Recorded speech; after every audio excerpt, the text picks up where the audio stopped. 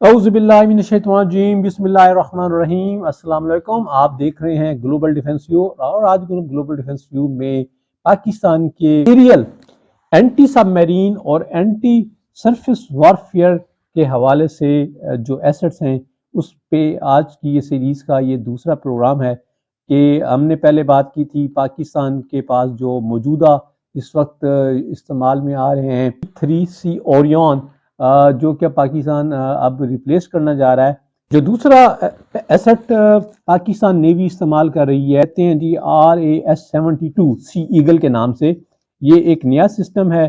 RAS-72 एक maritime petrol aircraft है जो ATR-72 पर मबनी है। बैरिया ने 2016 में RAS-72 मैरीटाइम पेट्रोल प्रोग्राम का आगाज जर्मन त्यारे की देखभाल मरम्मत और overhauling company Rhineland air services के साथ एक मुआहिदा किया था जिसके तहत 4 ATR-72 को RAS-72C ईगल में कन्वर्ट करना था। इस तरह के देखा जाए तो ये एक बड़ी अहम अपग्रेड थी। RAS-72 एक नई नस्ल के सब सिस्टम और सेंसर सूट पर मुश्तमिल है। मज़ीद बरआं ये फोकर F-27 के बरअक्स RAS-72 टॉरपेडो और एंटी शिप मिसाइल भी ले जा सकता है। पाक बैरिया ने RAS को 2015 में 2 ATR-72 को मैरीटाइम पेट्रोल एयरक्राफ्ट में तब्दील करने का मुआहिदा किया। RAS ने 2016 में पहले त्यारे पर काम शुरू किया और पाकिस्तान नेवी ने जुलाई 2018 में पहला अपना RAS-72 मैरीटाइम पेट्रोल एयरक्राफ्ट हासिल किया। इसी तरह जनवरी 2020 में दूसरा RAS-72 शामिल किया। तीसरा जो है त्यारा और उसमें बाकी जो है वो प्रोसेस में सिस्टम चल रहा है। इसमें देखा जाए तो इसमें मतलब जो जहाज था RTS-72 था। इसमें इलेक्ट्रॉनिक्स जो थे या सिस्टम्स थे ज़्यादातर यूरोपीय यूनियन, इटली, बरतानिया और जर्मनी से लिए गए थे। अब हम बात कर लेते हैं RAS-72 की स्पेसिफिकेशंस के हवाले से। हम रेडार की बात करें तो इसमें active electronic scanned array radar है। RAS-72 में लेनार्डो सी स्प्रे 7300 को मरकजी सतह की निगरानी और हद बनाने वाले रेडार के तौर पर इस्तेमाल करता है। सी स्प्रे 7300 एक x band active electron scanned array radar है। रेंज के साथ इसकी जो ज़्यादा कवरेज वो 200 नॉटिकल माइल और 320 नॉटिकल माइल है, यानी 370 से 593 किलोमीटर के दरमियान।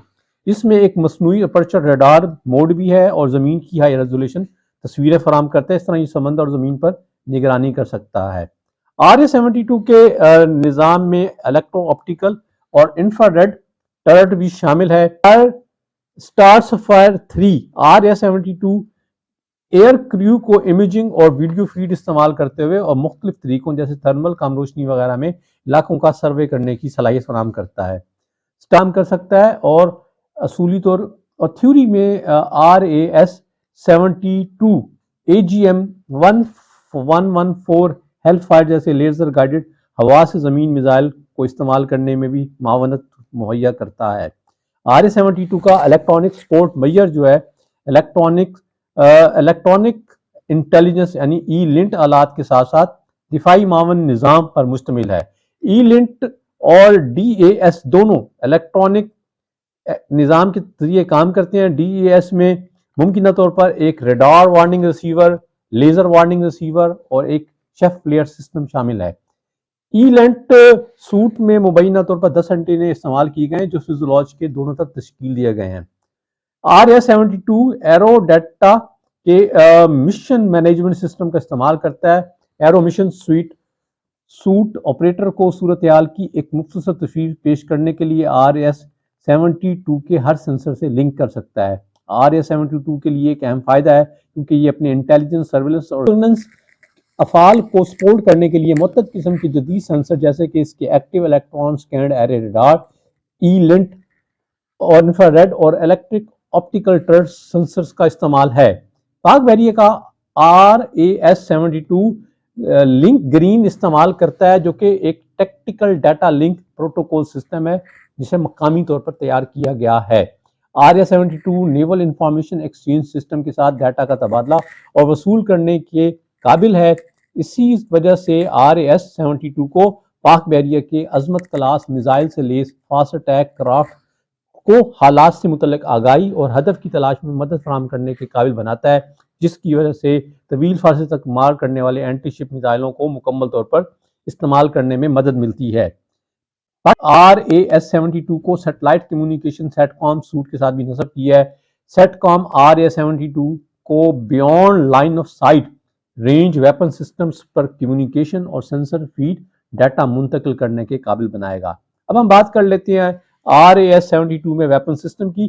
طیارے پر 2 ہارڈ پوائنٹس ہیں جو ہلکے اینٹی سب میرین وارفیئر یعنی ٹارپیڈو تعینات کر سکتا ہے۔ RAS-72 مبینہ طور پر 2 اضافی ہارڈ پوائنٹس بھی رکھتا ہے جہاں سے اینٹی شپ میزائل لے جانے کی صلاحیت ہے۔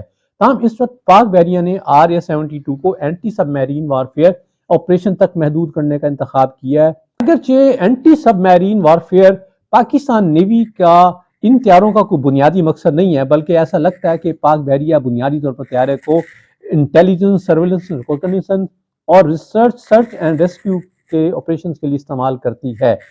تاہم ضرورت پڑنے پر میری ٹائم پیٹرول ایئر کرافٹ کو اینٹی سب میرین وارفیئر کام کے پرپس کے لیے بھی استعمال کیا جا سکتا ہے۔ لیکن معلوم ہوتا ہے کہ پاک بحریہ اس کام کے لیے اپنی اگلی نسل کے جیٹ سے چلنے والے میری ٹائم پیٹرول ایئر کرافٹ کے ذریعے اپنی فضائی اینٹی سب میرین وارفیئر اور اینٹی سروس وارفیئر کو بڑھانے پر غور کر رہی ہے۔ اگرچہ اس وقت پاک بحریہ کے پاس 4 RAS-72 طیارے ہیں، اس میں سے 2 تو شامل کر لیے گئے ہیں اور باقی جو ہیں وہ پروسیس میں ہیں۔